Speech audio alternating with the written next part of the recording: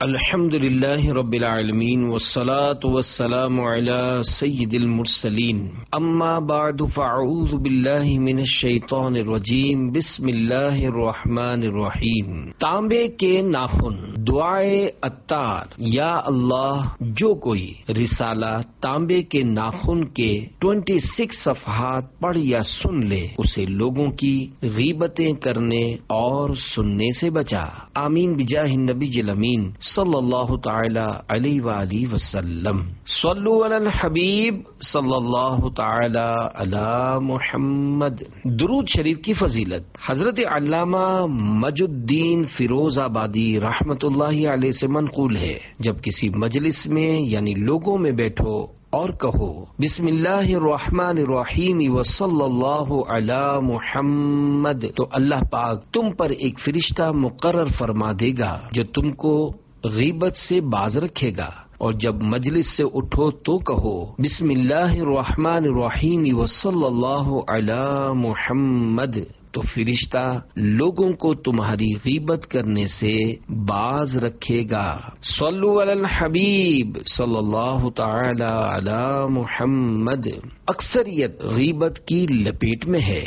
اے عاشقان رسول، ماں باپ، بھائی بہن، میاں بیوی، ساس بہو، سسر داماد، نند بھاوج، بلکہ اہل خانہ و خاندان، نیز استاد و شاگرد، سیٹھ و نوکر، تاجر و گاہک، افسر و مزدور، مالدار و نادار، حاکم و محکوم، دنیا دار و دیندار، بوڑھا ہو یا جوان، الغرض تمام دینی اور دنیاوی شعبوں سے تعلق رکھنے والے مسلمانوں کی بھاری اکثریت اس وقت غیبت کی خوفناک آفت کی لپیٹ میں ہے۔ افسوس، 100 کروڑ افسوس، بیجا بک بک کی عادت کے سبب آج کل ہماری کوئی مجلس یعنی بیٹھک عموماً غیبت سے خالی نہیں ہوتی۔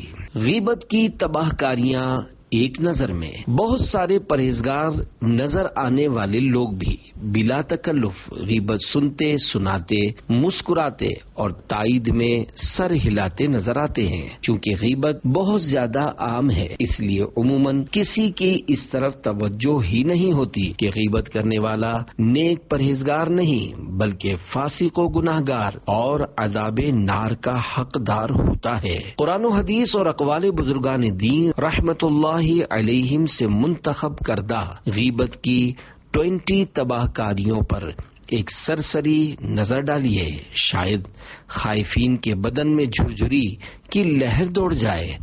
جگر تھام کر ملاحظہ فرمائیے۔ غیبت ایمان کو کاٹ کر رکھ دیتی ہے۔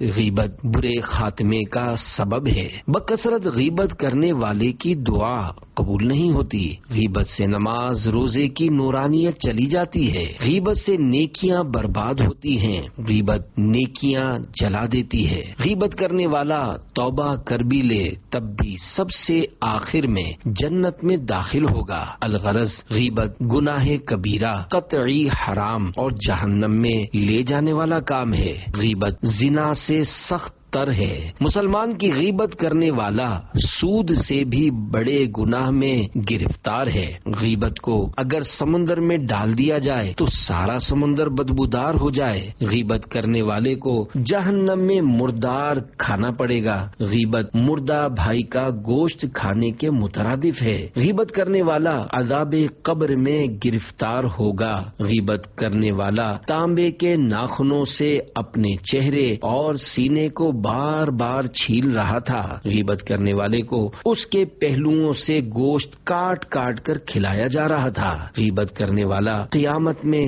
کتے کی شکل میں اٹھے گا۔ غیبت کرنے والا جہنم کا بندر ہوگا۔ غیبت کرنے والے کو دوزخ میں خود اپنا ہی گوشت کھانا پڑے گا۔ غیبت کرنے والا جہنم کے کھولتے ہوئے پانی اور آگ کے درمیان موت مانگتا دوڑ رہا ہوگا اور اس سے جہنمی بھی بیزار ہوں گے۔ غیبت کرنے والا سب سے پہلے جہنم میں جائے گا۔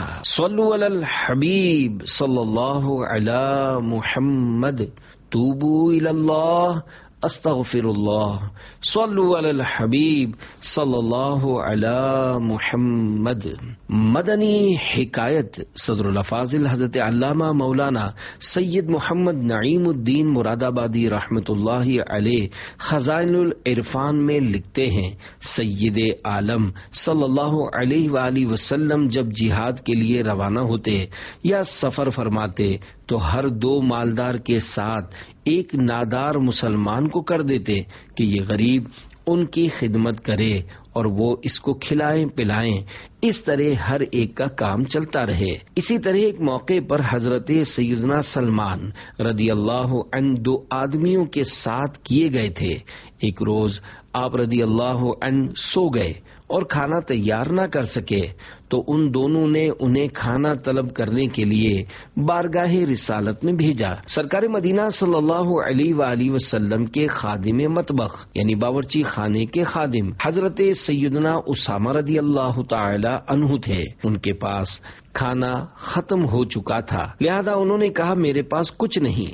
جب حضرت سیدنا سلمان رضی اللہ عنہ نے دونوں رفقا کو آ کر بتایا تو انہوں نے کہا اسامہ رضی اللہ عنہ نے بخل کیا۔ جب بارگاہ رسالت میں حاضر ہوئے تو سرکار نامدار صلی اللہ علیہ وآلہ وسلم نے بإذن پروردگار غیب کی خبر دیتے ہوئے فرمایا میں تمہارے منہ میں گوشت کی رنگت دیکھتا ہوں۔ انہوں نے عرض کیا ہم نے گوشت کھایا ہی نہیں۔ فرمایا تم نے غیبت کی، اور جو مسلمان کی غیبت کرے اس نے مسلمان کا گوشت کھایا۔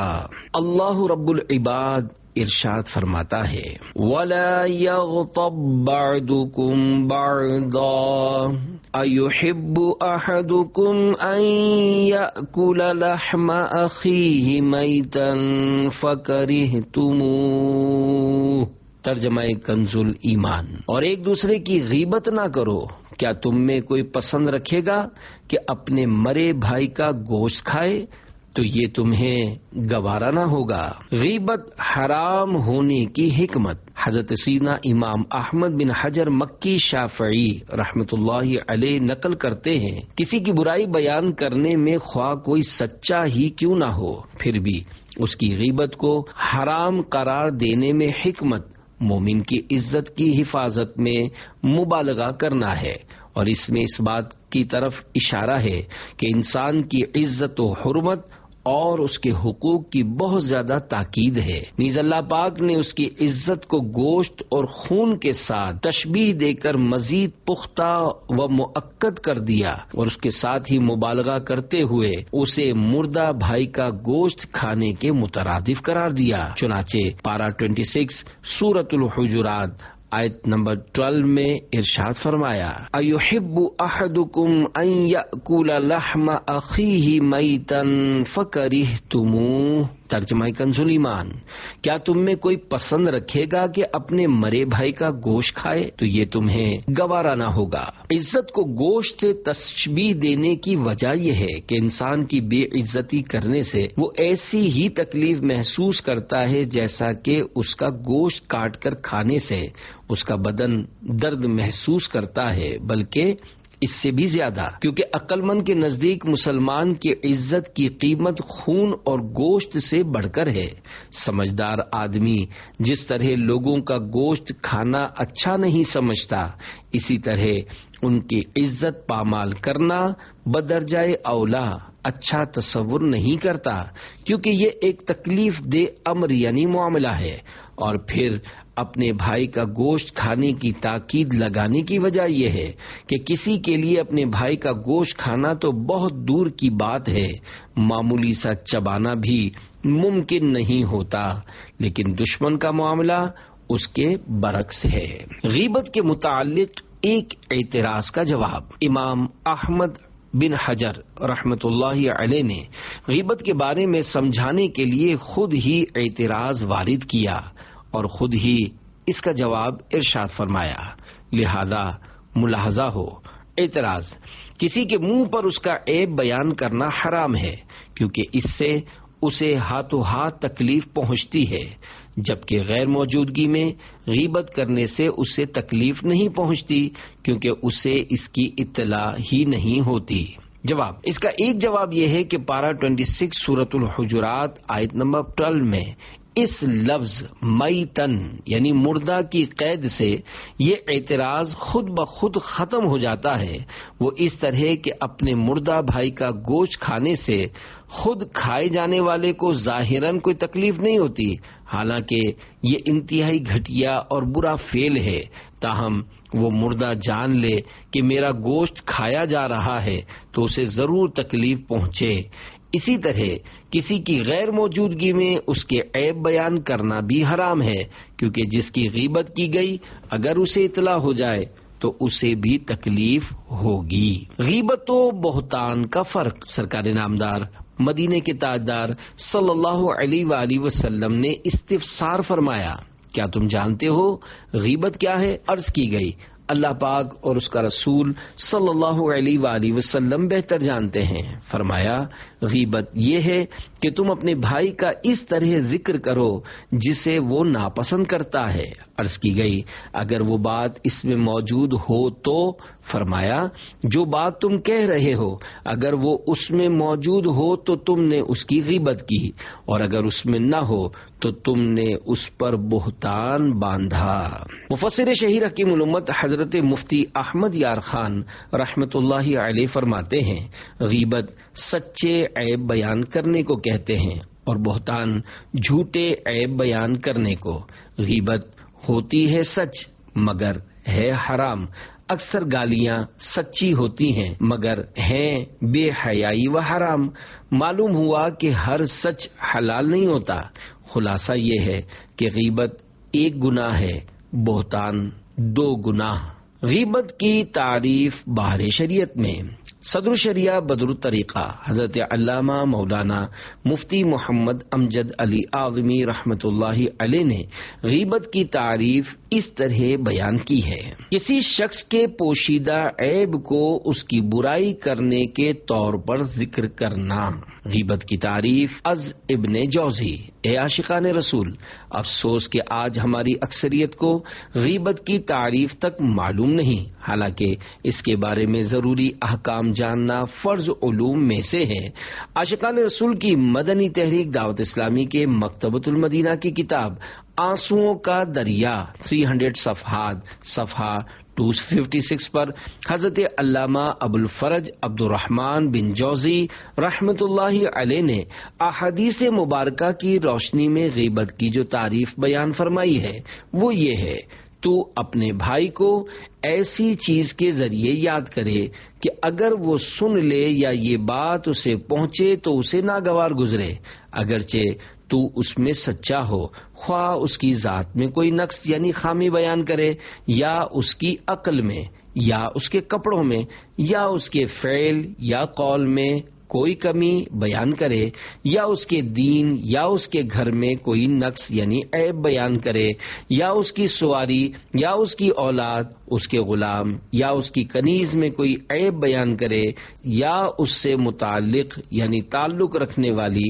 کسی بھی شے کا برائی کے ساتھ تذکرہ کرے، یہاں تک کہ تیرا یہ کہنا کہ اس کی آستین یا دامن لمبا ہے، سب غیبت میں داخل ہیں۔ غیبت کیا ہے؟ حضرت سیدنا امام احمد بن حجر مکی شافعی رحمت اللہ علیہ نقل کرتے ہیں، علماء کرام رحمت اللہ علیہم فرماتے ہیں، انسان کے کسی ایسے عیب کا ذکر کرنا جو اس میں موجود ہو غیبت کہلاتا ہے۔ اب وہ عیب چاہے اس کے دین، دنیا، ذات، اخلاق، مال، اولاد، بیوی، خادم، غلام، امامہ، لباس، حرکات و سکنات، مسکراہٹ، دیوانگی، ترش روئی اور خوش روئی وغیرہ کسی بھی ایسی چیز میں ہو جو اس کے متعلق ہو۔ جسمانیت میں غیبت کی مثالیں: اندھا، لنگڑا، گنجا، ٹھنگنا، لمبا، کالا اور زرد وغیرہ کہنا۔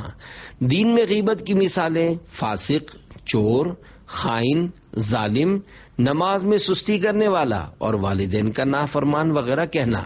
مزید آگے چل کر نقل فرماتے ہیں، کہا جاتا ہے کہ غیبت میں کھجور کی سی مٹھاس اور شراب جیسی تیزی اور سرور ہے۔ اللہ پاک اس آفت سے ہماری حفاظت فرمائے اور ہماری طرف سے غیبت والوں کے حقوق محض اپنے فضل و کرم سے خود ہی ادا فرمائے، کیونکہ اللہ پاک کے علاوہ انہیں کوئی شمار نہیں کر سکتا۔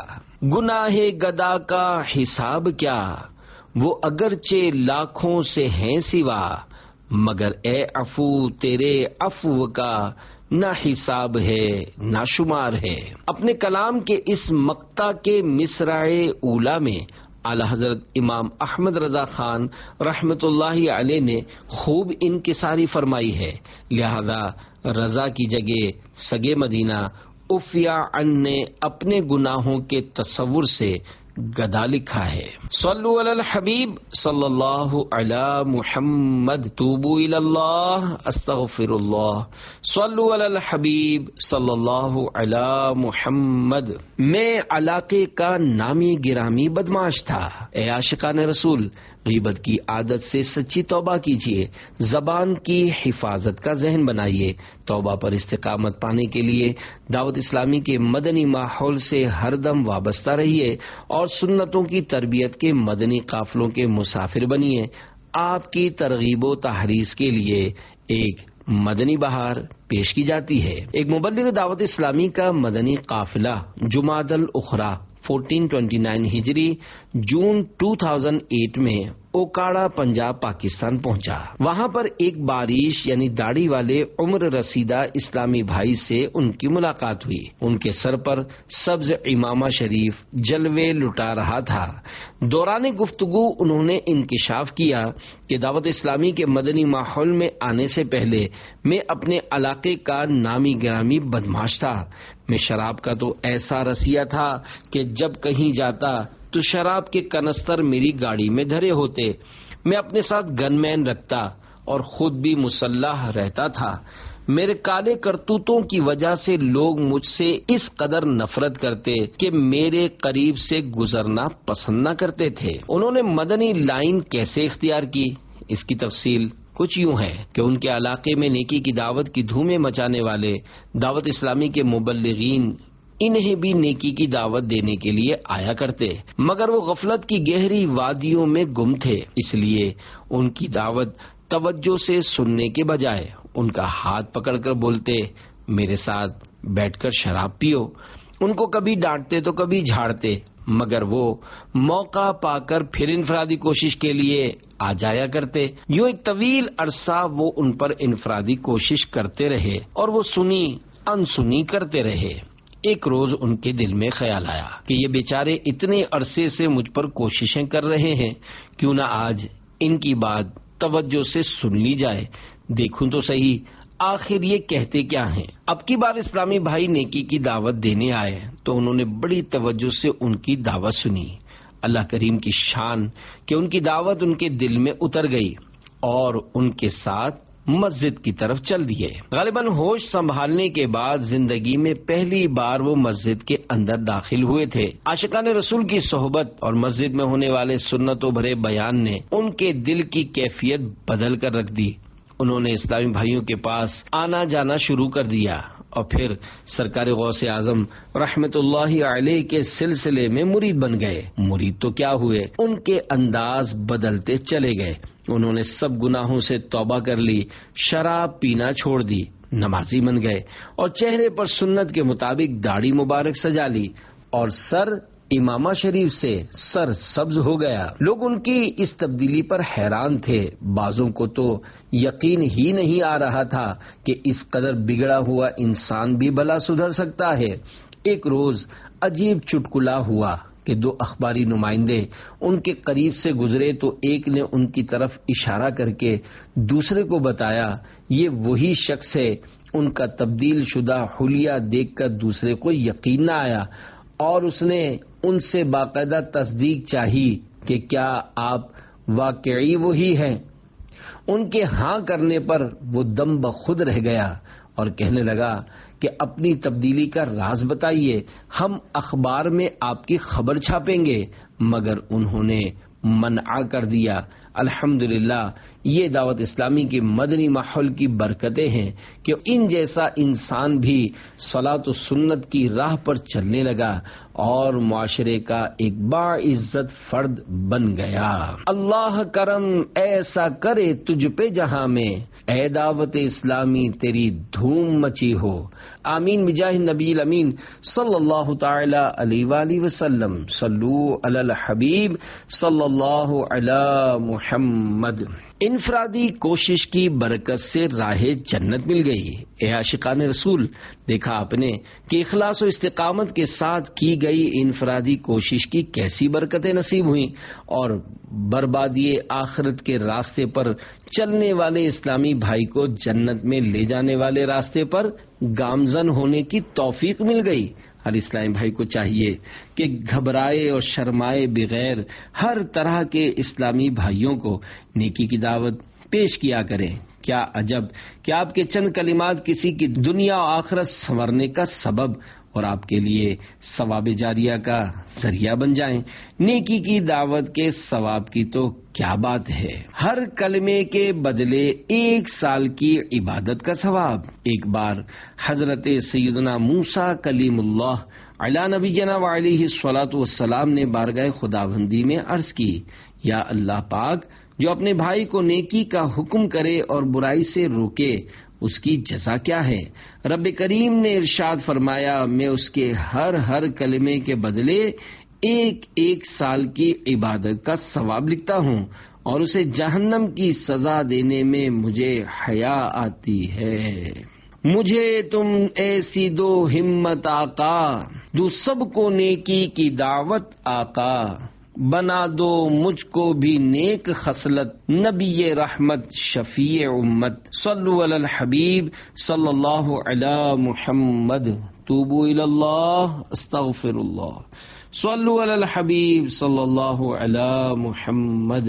اکثر گھر میدان جنگ بنے ہوئے ہیں۔ اے عاشقان رسول، خدائے پاک کی قسم، غیبت انتہائی تباہ کار ہے۔ اسی غیبت کے باعث آج اکثر گھر میدان جنگ بنے ہوئے ہیں، خاندانوں اور برادریوں میں، محلوں میں اور بازاروں میں، عوام و خواص کے اکثر طبقوں میں، بلکہ سنت کی خدمت کا جذبہ رکھنے والے متعدد افراد کے درمیان بھی اسی غیبت کے باعث نفرت کی منحوس دیواریں قائم ہیں۔ مرنے کے بعد نازک بدن غیبت کا ہولناک عذاب کیسے برداشت کر سکے گا؟ سنو سینوں سے لٹکے ہوئے لوگ، اللہ کی عطا سے غیب کی خبریں دینے والے پیارے پیارے آقا صلی اللہ علیہ وآلہ وسلم کا فرمانے عبرت نشان ہے۔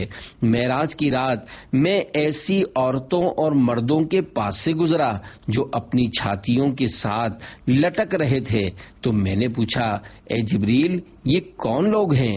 عرض کی، یہ منہ پر عیب لگانے والے اور پیٹھ پیچھے برائی کرنے والے ہیں، اور ان کے متعلق اللہ پاک ارشاد فرماتا ہے، وَيْلٌ لِكُلِّ هُمَزَةٍ لُمَزَةٍ۔ ترجمہ کنز الایمان، خرابی ہے اس کے لیے جو لوگوں کے منہ پر عیب کرے، پیٹھ پیچھے بدی کرے۔ تانبے کے ناخن، ہمارے پیارے پیارے آقا مکے مدینے والے مصطفیٰ صلی اللہ علیہ وآلہ وسلم کا فرمانے عبرت نشان ہے۔ میں شب معراج ایسی قوم کے پاس سے گزرا جو اپنے چہروں اور سینوں کو تانبے کے ناخنوں سے نوچ رہے تھے۔ میں نے پوچھا، اے جبرائیل، یہ کون لوگ ہیں؟ کہا، یہ لوگوں کا گوشت کھاتے یعنی غیبت کرتے تھے اور ان کی عزت پامال کرتے تھے۔ عورتیں زیادہ غیبتیں کرتی ہیں۔ مفسر شہیر حکیم الامت حضرت مفتی احمد یار خان رحمت اللہ علیہ فرماتے ہیں، ان پر خارش کا عذاب مسلط کر دیا گیا تھا، اور ناخن تانبے کے دھاردار اور نوکیلے تھے، ان سے سینہ چہرہ کھجلاتے تھے اور زخمی ہوتے تھے۔ خدا کی پناہ، یہ عذاب سخت عذاب ہے۔ یہ واقعہ بعد قیامت ہوگا جو حضور انور صلی اللہ علیہ وآلہ وسلم نے آنکھوں سے دیکھا۔ مزید فرماتے ہیں، یعنی یہ لوگ مسلمانوں کی غیبت کرتے تھے اور ان کی آبرو ریزی یعنی عزت خراب کرتے تھے۔ یہ کام عورتیں زیادہ کرتی ہیں، انہیں اس سے عبرت لینی چاہیے۔ پہلوؤں سے گوشت کاٹ کر کھلانے کا عذاب۔ اے عاشقان رسول، کبھی تنہائی میں غور کیجیے کہ ہماری کمزوری کی حالت تو یہ ہے کہ معمولی خارش بھی برداشت نہیں ہوتی، ناخن کا معمولی چرکا یعنی ہلکا سا چیرا بھی سہا نہیں جاتا، تو اگر غیبت کر کے بغیر توبہ کیے مر گئے اور تانبے کے ناخنوں سے چہرہ اور سینہ چھیلنے اور نوچنے کی سزا دی گئی تو اس سخت ترین اذیت کی سہار کیوں کر ہوگی۔ غیبت کے ایک اور دل ہلا دینے والے عذاب کی روایت سنیے اور تھر تھر کانپیے۔ حضرت سیدنا ابو سعید خدری رضی اللہ عنہ روایت کرتے ہیں کہ سرور کائنات شاہ موجودات صلی اللہ علیہ وآلہ وسلم کا فرمان عبرت نشان ہے، جس رات مجھے آسمانوں کی سیر کرائی گئی تو میرا گزر ایک ایسی قوم پر ہوا جن کے پہلوؤں سے گوشت کاٹ کر خود انہی کو کھلایا جا رہا تھا۔ انہیں کہا جاتا، کھاؤ، تم اپنے بھائیوں کا گوشت کھایا کرتے تھے۔ میں نے پوچھا، اے جبریل، یہ کون ہیں؟ عرض کی، آقا، یہ لوگوں کی غیبت کیا کرتے تھے۔ قیامت میں مردہ بھائی کا گوشت کھلایا جائے گا۔ حضور نبی کریم رؤوف رحیم صلی اللہ علیہ وآلہ وسلم کا فرمان عظیم ہے، جو دنیا میں اپنے جس بھائی کا گوشت کھائے گا یعنی غیبت کرے گا، وہ یعنی جس کی غیبت کی تھی، قیامت کے دن اس کے قریب لایا جائے گا اور اس سے کہا جائے گا، اسے مردہ حالت میں بھی کھا جس طرح اسے زندہ کھاتا تھا۔ پس وہ اسے کھائے گا اور تیوری چڑھا لے گا یعنی منہ بگاڑے گا اور سخت تکلیف کی وجہ سے شور و غل مچائے گا۔ زبان جلنے سے محفوظ رہے گی۔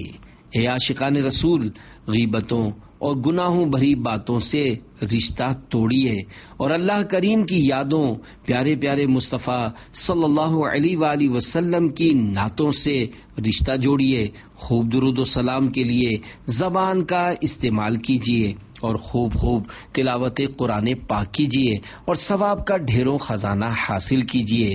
چنانچہ روح البیان میں یہ حدیث قدسی ہے، جس نے ایک بار بسم اللہ الرحمن الرحیم کو الحمد شریف کے ساتھ ملا کر یعنی بسم اللہ الرحمن الرحیم الحمد للہ رب العالمین ختم سورت تک پڑھا تو تم گواہ ہو جاؤ کہ میں نے اسے بخش دیا، اس کی تمام نیکیاں قبول فرمائی اور اس کے گناہ معاف کر دیے، اور اس کی زبان کو ہرگز نہ جلاؤں گا، اور اس کو عذاب قبر، عذاب نار، عذاب قیامت اور بڑے خوف سے نجات دوں گا۔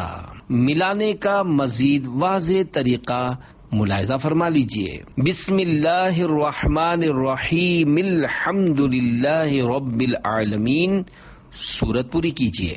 رہائی مجھ کو ملے کاش نفس و شیطان سے، تیرے حبیب کا دیتا ہوں واسطہ یا رب۔ گناہ بے عدد اور جرم بھی ہیں لا تعداد، معاف کر دے نہ سہ پاؤں گا سزا یا رب۔ صلو علی الحبیب صلی اللہ علی محمد، توبو الی اللہ استغفر اللہ، صلو علی الحبیب صلی اللہ علی محمد۔ نماز و روزہ کی نورانیت گئی۔ پیارے پیارے اسلامی بھائیوں، غیبت کی تباہ کاریوں میں سے یہ بھی ہے کہ اس کی نحوست سے عبادت کی نورانیت رخصت ہو جاتی ہے۔ چنانچہ ایک بار کا ذکر ہے کہ دو روزہ دار جب نماز عصر یا ظہر سے فارغ ہوئے تو غیب جاننے والے پیارے پیارے آقا مکی مدنی مصطفیٰ صلی اللہ علیہ وآلہ وسلم نے فرمایا، تم دونوں وضو کرو اور نماز دہراؤ اور روزہ پورا کرو اور دوسرے دن اس روزے کی قضا کرنا۔ انہوں نے عرض کی، یا رسول اللہ صلی اللہ علیہ وآلہ وسلم، یہ حکم کس لیے ہوا؟ فرمایا، تم نے فلاں شخص کی غیبت کی ہے۔ دو فرامین مصطفیٰ صلی اللہ علیہ وآلہ وسلم۔ اے عاشقان رسول، غیبت عبادت کے حق میں بڑی تباہ کار ہے۔ اس ضمن میں دو فرامین مصطفیٰ صلی اللہ علیہ وآلہ وسلم ملاحظہ فرمائیے۔ نمبر 1، روزہ سپر ہے جب تک اسے پھاڑا نہ ہو۔ عرض کی گئی کس چیز سے پھاڑے گا؟ ارشاد فرمایا جھوٹ یا غیبت سے۔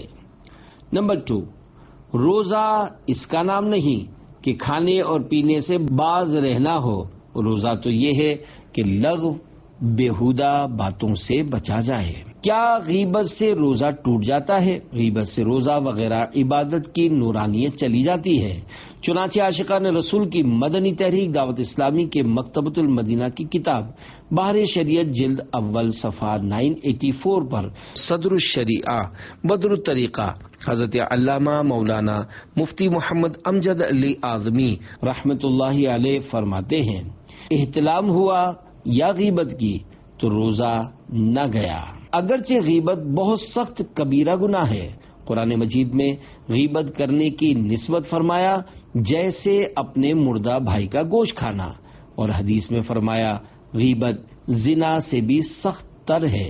اگرچہ غیبت کی وجہ سے روزے کی نورانیت جاتی رہتی ہے۔ صفحہ 996 پر فرماتے ہیں، جھوٹ، چغلی، غیبت، گالی دینا، بیہودہ یعنی بے حیائی کی بات، کسی کو تکلیف دینا کہ یہ چیزیں ویسے بھی ناجائز و حرام ہیں، روزے میں اور زیادہ حرام، اور ان کی وجہ سے روزے میں کراہت آتی ہے۔ کھولتے پانی اور آگ کے درمیان دوڑنے والا، ہمارے پیارے پیارے آقا صلی اللہ علیہ وآلہ وسلم کا فرمان عبرت نشان ہے۔ 4 طرح کے جہنمی جو کہ حمیم اور جہیم یعنی کھولتے پانی اور آگ کے درمیان بھاگتے پھرتے ویل و ثبور یعنی ہلاکت مانگتے ہوں گے، ان میں سے ایک شخص وہ ہوگا جو اپنا گوشت کھاتا ہوگا۔ جہنمی کہیں گے، اس بدبخت کو کیا ہوا، ہماری تکلیف میں اضافہ کیے دیتا ہے۔ کہا جائے گا یہ بدبخت لوگوں کا گوشت کھاتا یعنی غیبت کرتا اور چگلی کرتا تھا۔ خوف گناہ ہو تو ایسا، اے عاشقان اولیاء، جہنم کا خوفناک عذاب، غیبت و معصیت سے کنارہ کشی نہایتی ضروری ہے، ورنہ سخت سخت سخت مصیبت کا سامنا ہو سکتا ہے۔ ہمیں اپنے گناہوں پر ندامت ہونی اور اس کی وجہ سے دہشت کھانی چاہیے، کاش نصیب ہو جائے۔ اس ضمن میں ایک حکایت سنیے اور تڑپیے۔ ایک مرتبہ عابدین یعنی نیک بندوں کا ایک قافلہ جس میں حضرت سیدنا عطا رحمت اللہ علیہ بھی موجود تھے سفر پر چلا۔ کثرت عبادت کے سبب ان عابدین کی آنکھیں اندر کی طرف ہو گئی تھیں، پاؤں سوج گئے تھے اور اتنے کمزور ہو گئے تھے جیسے کہ خربوزے کے چھلکے۔ ایسا محسوس ہوتا تھا گویا ابھی ابھی قبروں سے نکل کر آئے ہیں۔ راہ میں ایک عابد بے ہوش ہو گئے، اور باوجود یہ کہ وہ دن سخت سردی کے تھے، ان کے سر سے بسبب دہشت پسینہ ٹپکنے لگا۔ ہوش آنے کے بعد لوگوں کے استفسار پر بتایا، جب میں اس جگہ سے گزرا تو مجھے یاد آیا کہ فلاں روز اس مقام پر میں نے گناہ کیا تھا۔ اس خیال سے میرے دل میں حساب آخرت کی دہشت طاری ہو گئی اور میں بے ہوش ہو گیا۔ کسی کی خامیاں دیکھیں نہ میری آنکھیں، اور سنے نہ کان بھی عیبوں کا تذکرہ، یا رب تلے نہ حشر میں عطار کے عمل مولا، بلا حساب ہی تو اس کو بخشنا، یا رب صلو علی الحبیب صلی اللہ علی محمد، توبو الی اللہ استغفر اللہ، صلو علی الحبیب صلی اللہ علی محمد۔ تو نے اپنے بھائی کا گوشت کھایا ہے۔ حضرت سیدنا عبداللہ بن مسعود رضی اللہ عنہ فرماتے ہیں، ہم بارگاہ رسالت میں حاضر تھے کہ ایک آدمی اٹھ کر چلا گیا۔ اس کے جانے کے بعد ایک شخص نے اس کی غیبت کی، تو ہمارے پیارے پیارے آقا مکے مدینے والے مصطفیٰ صلی اللہ علیہ وآلہ وسلم نے حکم صادر فرمایا، خلال کرو۔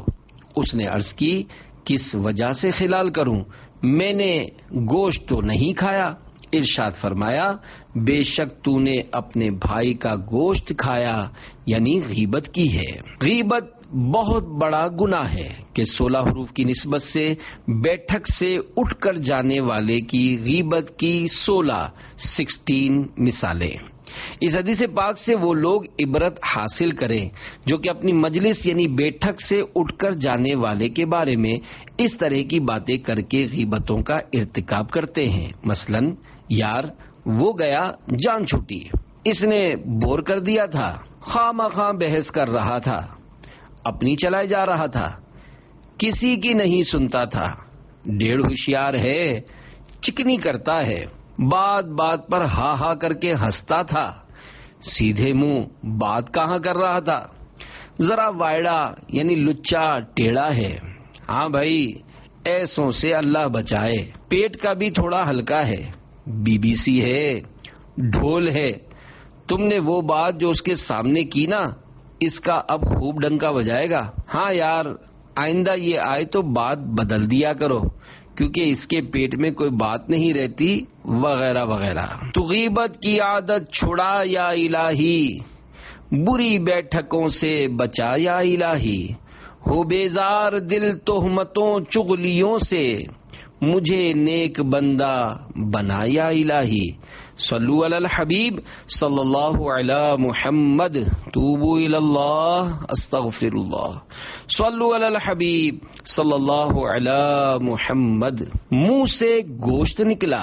ام المومنین حضرت سیدتنا ام سلمہ رضی اللہ عنہا سے کسی نے غیبت کے بارے میں معلومات کے لیے سوال کیا تو ام المومنین نے فرمایا ایک دفعہ جمعہ کے روز میں صبح کے وقت اٹھی، رسول اللہ صلی اللہ علیہ وآلہ وسلم نماز فجر کے لیے تشریف لے گئے. اتنے میں انصار کی عورتوں میں سے ایک پڑوسن میرے پاس آئی اور کچھ مردوں اور عورتوں کی غیبت کرنے لگی. میں بھی غیبت میں شریک ہوئی اور ہم دونوں ہنسنے لگیں. رسول اللہ صلی اللہ علیہ وآلہ وسلم صبح کی نماز ادا کر کے تشریف لائے تو ان کی آواز سن کر ہم دونوں خاموش ہو گئی. آپ صلی اللہ علیہ وآلہ وسلم نے گھر کے دروازے میں کھڑے ہو کر اپنی چادر مبارک کا کونا پکڑ کر اپنی ناک پر رکھ لیا اور ارشاد فرمایا اف، جاؤ تم دونوں قے کر کے پانی سے منہ صاف کرو.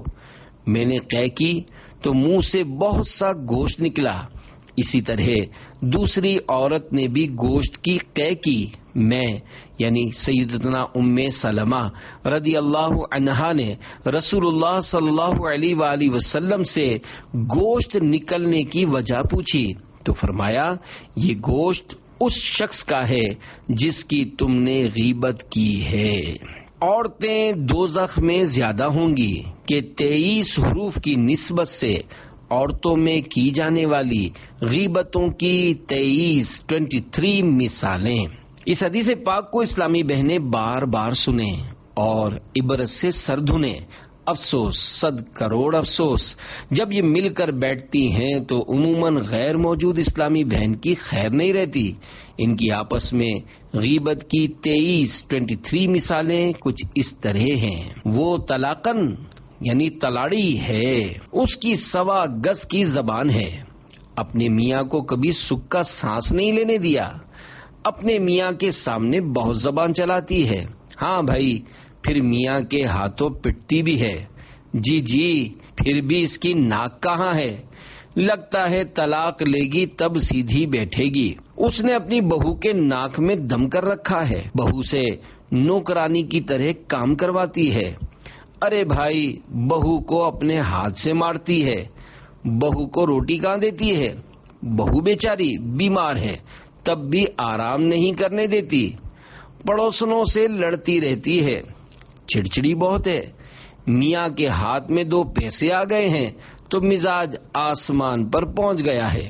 بچوں پر چیختی بہت ہے، ایسی کنجوس ہے کہ چمڑی جائے مگر دمڑی نہ جائے. خالی غریب بنتی ہے، کافی سونا دبا رکھا ہے. بچی بہت شریف ہے مگر اس کی ماں کی وجہ سے بیچاری کی منگنی ٹوٹی ہے. عمر کافی ہو گئی ہے مگر اس کو کہاں کوئی لیتا ہے. بیٹی جوان ہو گئی ہے مگر گھر میں نہیں بٹھاتی.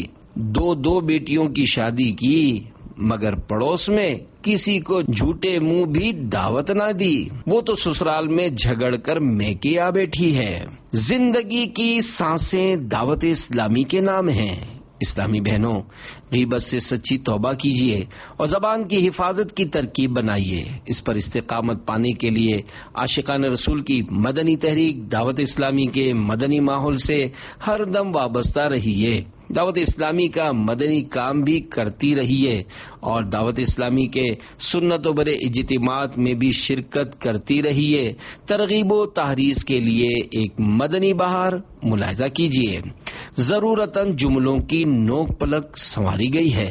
چنانچہ پنجاب پاکستان کے ایک شہر کی اسلامی بہن کا دعوت اسلامی کے مدنی ماحول سے وابستہ ہونے سے پہلے زندگی کا زیادہ وقت گناہوں میں گزرتا تھا۔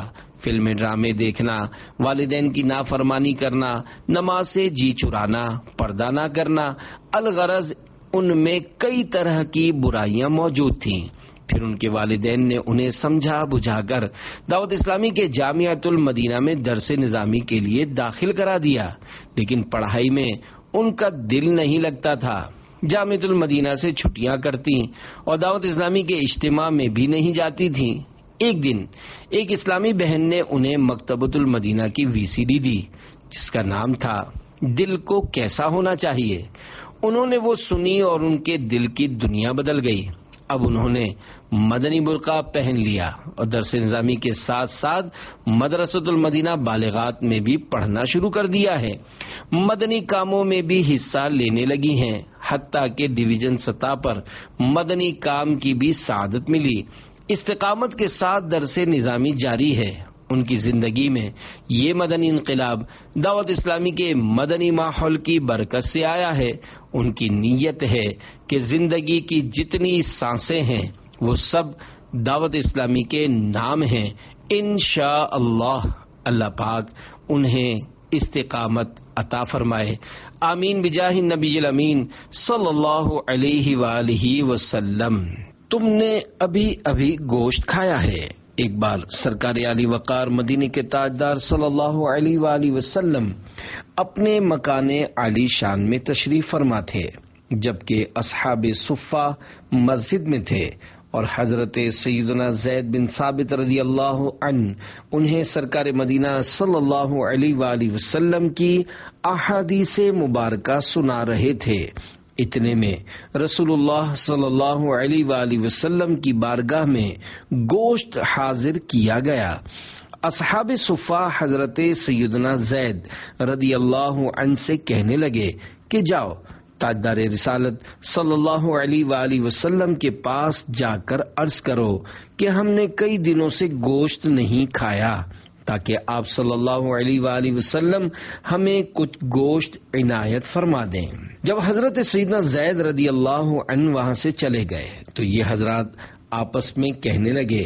حضرت سیدنا زید رضی اللہ تعالی عنہ بھی اسی طرح سرکار کائنات صلی اللہ علیہ وآلہ وسلم سے ملاقات کرتے ہیں جس طرح ہم کرتے ہیں، پھر یہ کیسے ہمیں احادیث مبارکہ سناتے ہیں؟ جب حضرت سیدنا زید رضی اللہ عنہ سرکار نامدار صلی اللہ علیہ وآلہ وسلم کے دربار میں حاضر ہوئے اور اصحاب صفہ کی درخواست پیش کی تو غیب دان آقا صلی اللہ علیہ وآلہ وسلم نے ارشاد فرمایا، جاؤ ان سے کہو کہ تم نے ابھی گوشت کھایا ہے۔ آپ رضی اللہ عنہ نے واپس آ کر انہیں بتایا تو وہ حضرات قسم کھا کر کہنے لگے کہ ہم نے تو کئی دنوں سے گوشت نہیں کھایا۔ پھر حضرت سیدنا زید رضی اللہ عنہ سرکار رسالت صلی اللہ علیہ وآلہ وسلم کی خدمت بابرکت میں حاضر ہوئے اور دوبارہ عرض کی تو پھر رسول اللہ صلی اللہ علیہ وآلہ وسلم نے ارشاد فرمایا، انہوں نے ابھی گوشت کھایا ہے۔ وہ واپس ہوئے اور اصحاب صفہ کو یہی جواب بتا دیا۔ اب کی بار وہ سب سرکار عالی وقار صلی اللہ علیہ وآلہ وسلم کے دربار گوہر بار میں حاضر ہو گئے۔ آپ صلی اللہ علیہ وآلہ وسلم نے ارشاد فرمایا، تم نے ابھی اپنے بھائی کا گوشت کھایا ہے اور اس کا اثر تمہارے دانتوں میں موجود ہے، تھوک کر دیکھ لو۔ گوشت کی سرخی کو انہوں نے ایسا ہی کیا تو وہاں خون ہی خون تھا۔ سب نے توبہ کی، اپنی بات سے رجوع کیا اور حضرت سیدنا زید رضی اللہ عنہ سے معافی مانگی۔ مردار خور جہنمی، حضرت سیدنا عبداللہ بن عباس رضی اللہ عنہما سے روایت ہے کہ سرور کائنات شاہ موجودات صلی اللہ علیہ وآلہ وسلم نے معراج کی رات جہنم میں ایسے لوگ دیکھے جو مردار کھا رہے تھے۔ استفسار فرمایا، یعنی پوچھا، اے جبریل یہ کون لوگ ہیں؟ عرض کی، یہ وہ ہیں جو لوگوں کا گوشت کھاتے یعنی غیبت کرتے تھے۔ اور ایک شخص دیکھا جس کا رنگ سرخ اور آنکھیں انتہائی نیلی تھیں، تو پوچھا، اے جبریل یہ کون ہے؟ عرض کی، یہ حضرت صالح علیہ الصلوۃ والسلام کی اونٹنی کی کونچے یعنی ٹانگیں کاٹنے والا ہے۔ مردار کا گوشت کھانا آسان نہیں۔ پیارے پیارے اسلامی بھائیوں، بظاہر غیبت کرنا بہت ہی آسان لگتا ہے، مگر یاد رکھیے جہنم میں مردار کا گوشت کھانا کوئی آسان بات نہیں۔ آج زندگی میں بکرے کا تازہ کچا گوشت کوئی نہیں کھا سکتا، بلکہ اگر پکانے میں کسر رہ جاتی ہے، نمک مسالہ کم ہوتا ہے یا ٹھنڈا ہو جاتا ہے تو بسا اوقات کھانے کو جی نہیں کرتا۔ تو ذرا تصور کیجئے کہ کچا گوشت، اور وہ بھی ذبح شدہ نہیں، مردار، پھر حلال حیوان کا نہیں، مرے ہوئے انسان کا، ایسا گوشت بھلا کون کھا سکتا ہے؟ مزید اس روایت میں جس گہرے سرخ اور نیلے رنگ کے آدمی کا ذکر ہے وہ قوم سمود کا سب سے پرلے درجے کا شریر اور خبیث النفس شخص قدار بن سالف تھا، جس نے حضرت سیدنا صالح علی نبینا وعلیہ الصلوۃ والسلام کی مقدس اونٹنی کی مبارک ٹانگیں کاٹی تھیں۔ مجھے غیبتوں سے بچا یا الہی، گناہوں کی عادت چھڑا یا الہی، پے مرشدی دے معافی خدایا، نہ دوزخ میں مجھ کو جلا یا الہی۔ صلو علی الحبیب صلی اللہ علی محمد، توبو الی اللہ استغفر اللہ، صلو علی الحبیب صلی اللہ علی محمد۔ جہنمی بندر و خنزیر، غیبت کی تباہ کاری تو دیکھیے کہ مشہور ولی اللہ حضرت سیدنا حاتم اصم رحمت اللہ علیہ فرماتے ہیں، ہمیں یہ بات پہنچی ہے کہ غیبت کرنے والا جہنم میں بندر کی شکل میں بدل جائے گا، جھوٹا دوزخ میں کتے کی شکل میں بدل جائے گا، اور حاسد جہنم میں سور کی شکل میں بدل جائے گا۔ 4 نصیحتیں حضرت سیدنا امام محمد بن محمد غزالی رحمت اللہ علیہ منہاج العابدین میں نقل کرتے ہیں۔ حضرت سیدنا ابراہیم بن ادم رحمت اللہ علیہ ارشاد فرماتے ہیں، میں کوہ لبنان میں کئی اولیاء کرام رحمت اللہ علیہم کی صحبت میں رہا، ان میں سے ہر ایک نے مجھے یہی وصیت کی کہ جب لوگوں میں جاؤ تو انہیں ان 4 باتوں کی نصیحت کرنا۔ نمبر 1، جو پیٹ بھر کر کھائے گا اسے عبادت کی لذت نصیب نہیں ہوگی۔ نمبر 2، جو زیادہ سوئے گا اس کی عمر میں برکت نہ ہوگی۔ نمبر 3، جو صرف لوگوں کی خوشنودی چاہے گا وہ رضا الہی سے مایوس ہو جائے گا۔ نمبر 4، جو غیبت اور فضول گوئی زیادہ کرے گا وہ دین اسلام پر نہیں مرے گا۔ غیبت ایمان کے لیے نقصان دہ ہے۔ اللہ پاک کے آخری نبی صلی اللہ علیہ وآلہ وسلم نے ارشاد فرمایا، غیبت اور چغلی ایمان کو اس طرح کاٹ دیتی ہیں جس طرح چرواہا درخت کو کاٹ دیتا ہے۔ کفر پر مرنے والے کے عذاب قبر کی کیفیت۔ اے عاشقان رسول، معلوم ہوا غیبت سے معاذ اللہ ایمان ضائع ہو جانے کا خوف ہے۔ جس کا ایمان برباد ہو گیا، خدا کی قسم وہ کہیں کا نہ رہے گا۔ جب کفر پر مرنے والا بد نصیب آدمی قبر میں پہنچے گا تو منکر نکیر کے سوالات کے درست جوابات نہ دے سکے گا، اور پھر خوفناک عذابات کا سلسلہ شروع ہو جائے گا۔ چنانچہ عاشقان رسول کی مدنی تحریک دعوت اسلامی کے مکتبۃ المدینہ کی کتاب بحر شریعت جلد اول 1250 صفحہ 110 تا 111 پر صدر الشریعہ بدر الطریقہ حضرت علامہ مولانا مفتی محمد امجد علی اعظمی رحمت اللہ علیہ فرماتے ہیں، اس وقت ایک پکارنے والا آسمان سے پکارے گا کہ یہ جھوٹا ہے، اس کے لیے آگ کا بچھونا بچھاؤ اور آگ کا لباس پہناؤ، اور جہنم کی طرف ایک دروازہ کھول دو، اس کی گرمی اور لپٹ اس کو پہنچے گی، اور اس پر عذاب دینے کے لیے 2 فرشتے مقرر ہوں گے جو اندھے اور بہرے ہوں گے، ان کے ساتھ لوہے کا گرز ہوگا کہ پہاڑ پر اگر مارا جائے تو خاک ہو جائے، اس ہتھوڑے سے اس کو مارتے رہیں گے، نیز سانپ اور بچھو اسے عذاب پہنچاتے رہیں گے، نیز اعمال اپنے مناسب شکل پر متشکل ہو کر کتا یا بھیڑیا یا اور شکل کے بن کر اس کو ایذا پہنچائیں گے۔ جہنم میں ہمیشہ رہنے کی لرزہ خیز کیفیت۔ قیامت کے دن میں بھی کافر پر طرح طرح کے عذابات کا سلسلہ ہوگا، اور بالآخر منہ کے بل گھسیٹ کر جہنم میں جھونک دیا جائے گا، جہاں اسے ہمیشہ ہمیشہ رہنا ہوگا۔ صدر الشریعہ بدر الطریقہ حضرت علامہ مولانا مفتی محمد امجد علی اعظمی رحمت اللہ علیہ مختلف دل ہلا دینے والے عذابوں کا تذکرہ کرنے کے بعد فرماتے ہیں، پھر آخر میں کفار کے لیے یہ ہوگا کہ اس کے قد برابر آگ کے صندوق میں اسے بند کریں گے، پھر اس میں آگ بھڑکائیں گے اور آگ کا قفل یعنی آگ کا تالا لگایا جائے گا، پھر یہ صندوق آگ کے دوسرے صندوق میں رکھا جائے گا اور ان دونوں کے درمیان آگ جلائی جائے گی اور اس میں بھی آگ کا قفل لگایا جائے گا، پھر اسی طرح اس کو ایک اور صندوق میں رکھ کر اور آگ کا قفل لگا کر آگ میں ڈال دیا جائے گا۔ تو اب ہر کافر یہ سمجھے گا کہ اس کے سوا اب کوئی آگ میں نہ رہا اور یہ عذاب بالائے عذاب ہے اور اب ہمیشہ اس کے لیے عذاب ہے۔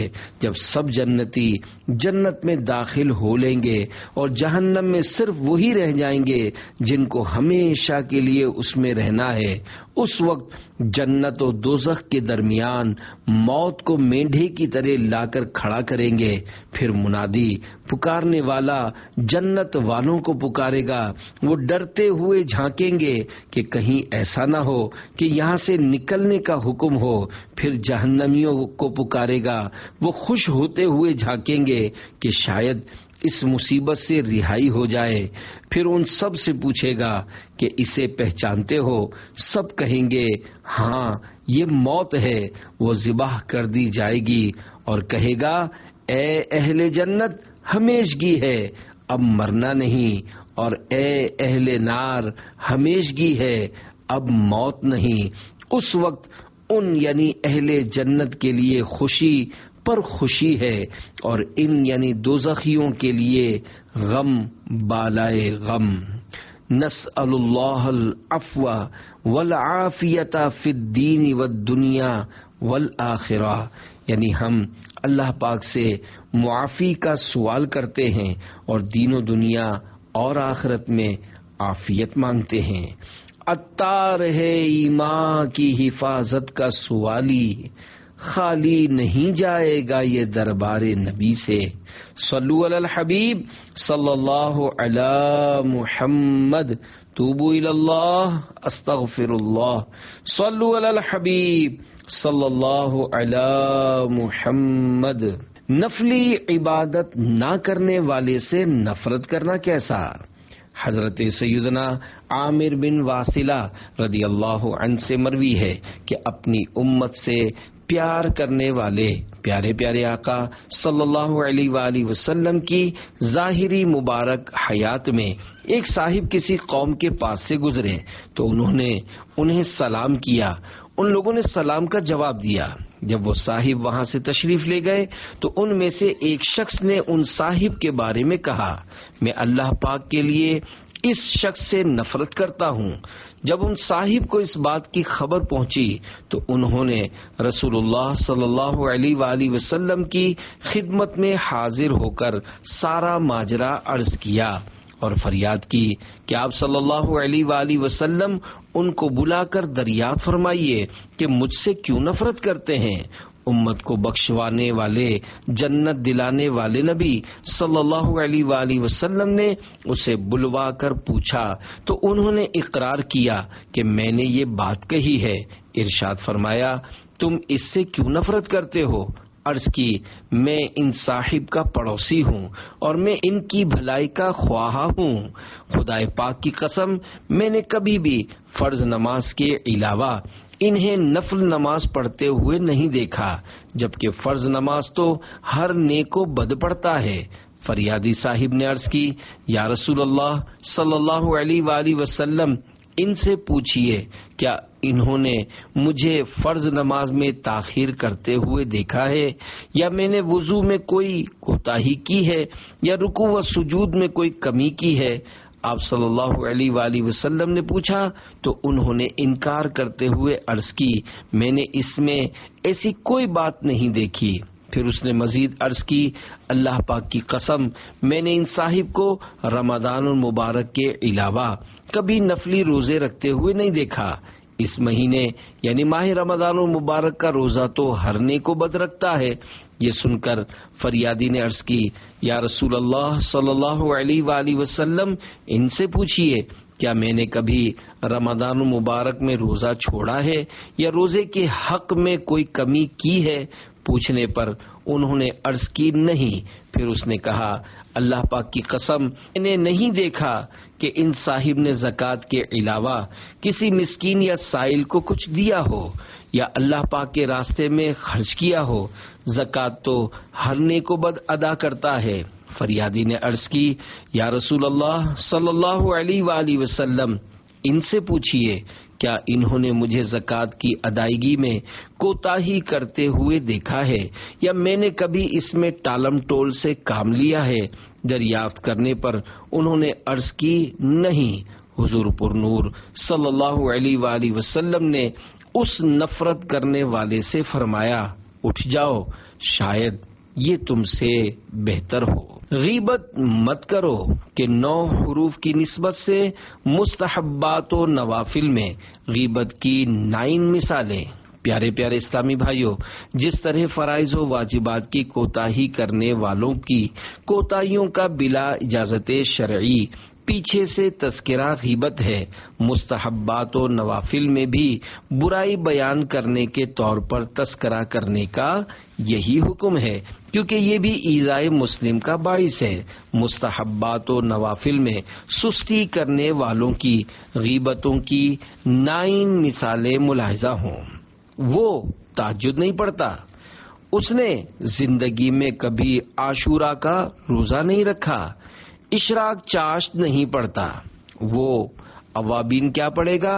اس کو یہ تو پوچھو کہ یہ نوافل کس وقت پڑھے جاتے ہیں۔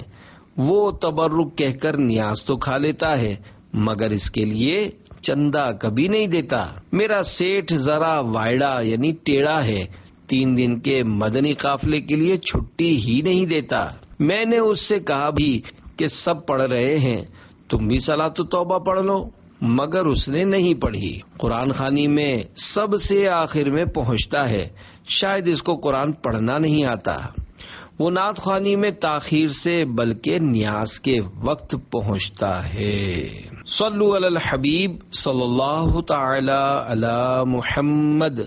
فقیہ ابو اللیث رحمۃ اللہ علیہ فرماتے ہیں، رضائے الہی کے لیے بھائیوں اور دوستوں سے ملاقات کرنا اچھا اور ثواب کا کام ہے، اس سے آپس میں محبت بڑھتی اور عمر میں اضافہ ہوتا ہے۔